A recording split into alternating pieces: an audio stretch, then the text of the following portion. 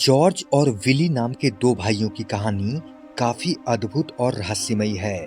ये दोनों भाई एक दुर्लभ आनुवांशिक स्थिति एल्बिनिज्म के कारण पैदा हुए थे, जिसके कारण उनकी त्वचा, बाल और आंखों की रंगत पूरी तरह से सफेद थी।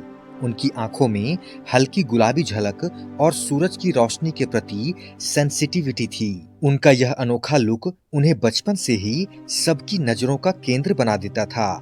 जॉर्ज और विली का जन्म 19वीं सदी के अंत में अमेरिका के एक छोटे से गांव में हुआ था। उस दौर में एल्बिनिज्म को समझने की जागरूकता बहुत कम थी और उन्हें अक्सर अजीब या भूत जैसे कहा जाता था। बचपन में दोनों भाई समाज की कड़वी टिप्पणियों का शिकार हुए।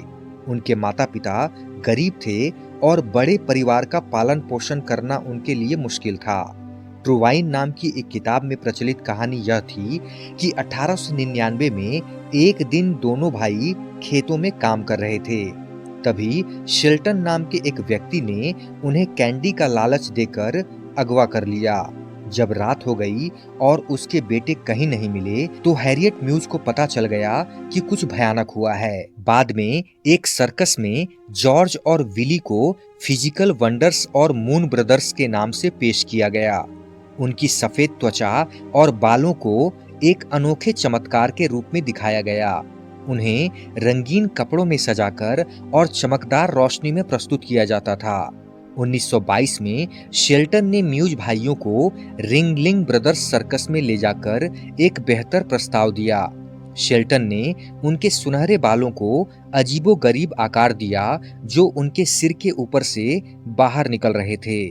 उन्हें रंगीन अजीबोगरीब कपड़े पहनाए और यह दावा किया गया कि उन्हें मोजावे रेगिस्तान में एक अंतरिक्ष यान के मलबे से निकाला गया था। 14 अक्टूबर 1927 को जॉर्ज और विली म्यूज, जो अब 30 के दशक के मध्य में थे, 13 साल में पहली बार अपने बचपन के घर में वापस आए। जब उन्होंने it's a long way to Tipperary गाना शुरू किया, जो प्रथम विश्व युद्ध के दौरान उनका पसंदीदा गाना बन गया था, तो जॉर्ज ने भीड़ के पीछे एक जाना पहचाना चेहरा देखा। वह अपने भाई की ओर मुड़ा और बोला, "वहां हमारी प्यारी बूढ़ी माँ है। देखो विली, वे मरी नहीं हैं।"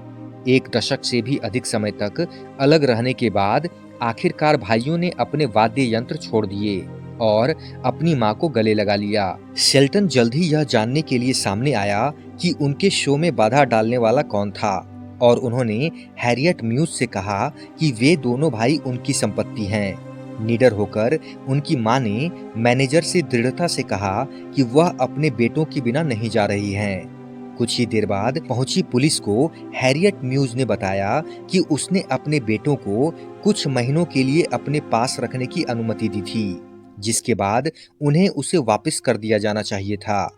लेकिन शेल्टन ने कथित तौर पर उन्हें अनिश्चित काल तक अपने पास रखा।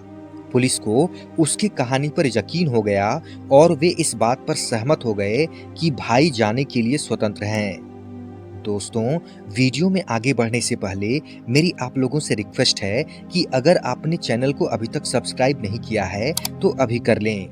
चैनल को सब्सक्राइब करने में आपके एक भी पैसे खर्च नहीं होंगे, लेकिन इससे हमें बहुत मदद मिलेगी। नंबर 2, साल 1884 ऑस्ट्रिया में एक सर्कस परिवार में एक लड़की का जन्म हुआ। उसका नाम था कैथरीन ब्रूमबैक। उसके माता पिता पेशेवर पहलवान थे। कैथरीन बचपन से ही बाकी बच्चों से अलग थी। उसकी कद-काठी और ताकत देखकर हर कोई हैरान रह जाता था। कैथरीन का परिवार सर्कस चलाता था।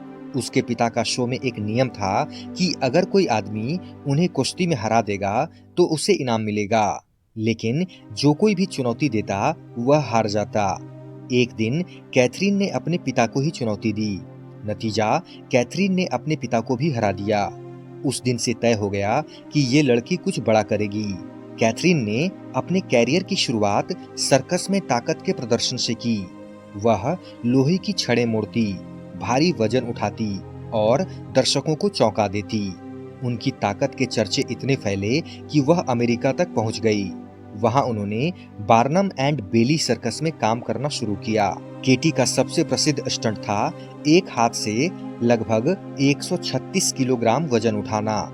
उन्होंने दर्शकों के सामने अपने पति को भी अपने सिर पर उठा लिया। यह देख लोग दांतों तले उंगलियां चबा लेते। केटी को सैंडवीना नाम कैसे मिला, इसके पीछे भी एक रोचक कहानी है।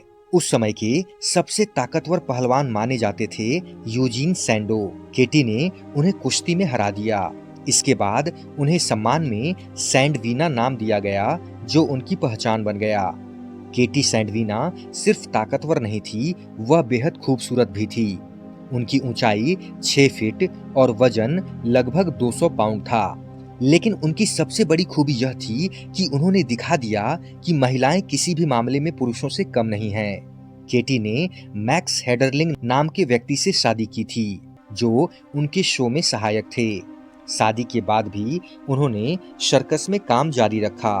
उनके 2 बच्चे हुए, लेकिन उनके परिवार ने हमेशा उनकी ताकत और सफलता को सपोर्ट किया।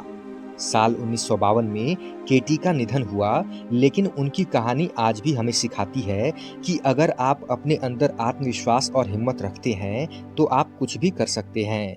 नंबर 3, लालू नाम के सर्कस कलाकार की कहानी अद्वितीय, दिलचस्प और प्रेरणादायक है। वह भारत में एक ऐसे व्यक्ति के रूप में जाने जाते थे जिनका जुड़वां भाई उनके शरीर से जुड़ा हुआ था। लालू एक दुर्लभ चिकित्सकीय स्थिति से ग्रसित थे, जिसे पैरासिटिक ट्विन या क्रेनियोपेगस पैरासाइटिज्म कहा जाता है। इस स्थिति में उनके जुड़वां भाई का शरीर उनके शरीर से जुड़ा हुआ था, लेकिन वह पूरी तरह से विकसित नहीं हुआ था। यह एक असामान्य और दुर्लभ स्थिति थी, जिसे देखकर लोग आश्चर्यचकित हो जाते थे। जुड़वां भाई के सिर और धड़ का हिस्सा लालू के शरीर से जुड़ा हुआ था। जुड़वां भाई का कोई स्वतंत्र जीवन नहीं था, वह लालू के शरीर पर ही निर्भर था। लालू को उनकी अनोखी स्थिति के कारण बचपन से ही भेदभाव और कठिनाइयों का सामना करना पड़ा, लेकिन उन्होंने अपनी स्थिति को अपनी कमजोरी बनने नहीं दिया। सर्कस ने लालू को एक मंच दिया, जहां उन्होंने अपनी विशेषता को अपनी ताकत में बदला। उन्हें the man with the twin या जुड़वां भाई के साथ आदमी के नाम से प्रचारित किया गया। सर्कस में उनका प्रदर्शन मुख्य आकर्षण बन गया और लोग उन्हें देखने के लिए दूर दूर से आते थे। नंबर 4, प्राचीन काल में जिन महिलाओं को चिंता, मूड स्विंग्स और डिप्रेशन होता था, उनके पति उन्हें डॉक्टर के पास भेजते थे। डॉक्टर उन्हें एक बीमारी से ग्रसित मानते थे, जिसे हिस्टीरिया कहा जाता था। इसका इलाज पेल्विक मसाज पर आधारित था, जिसका उद्देश्य हिस्टेरिकल पैरोक्सिज्म, आज जिसे ऑर्गेज्म कहा जाता है, प्राप्त करना था। इतनी अधिक महिलाएं इस हिस्टीरिया ट्रीटमेंट के लिए डॉक्टरों के पास जाने लगीं कि दिन के अंत तक डॉक्टर थकान और हाथों के कंपन की शिकायत करने लगे। इसी कारण उन्होंने एक ऐसा उपकरण बनाने का फैसला किया जो नियमित कंपन यानी वाइब्रेशन उत्पन्न कर सके, जिससे बिना हाथ से मसाज किए ही मरीज में हिस्टेरिकल पैरोक्सिज्म हासिल किया जा सके। यही वाइब्रेटर के आविष्कार की शुरुआत थी। उस समय इसे एक उपचारात्मक उपकरण माना जाता था और यहाँ तक कि संपन्न महिलाएं भी इसे अपने घरों में रखती थी, ताकि हिस्टीरिया के दौरे आने पर इसका इस्तेमाल किया जा सके। दोस्तों, अगर आज की वीडियो आपको जरा भी अच्छी लगी हो तो वीडियो को लाइक करके एक प्यारा सा कमेंट जरूर कर दें, और साथ ही अगर आपने चैनल को अभी तक सब्सक्राइब नहीं किया है तो प्लीज दोस्तों चैनल को सब्सक्राइब जरूर करें।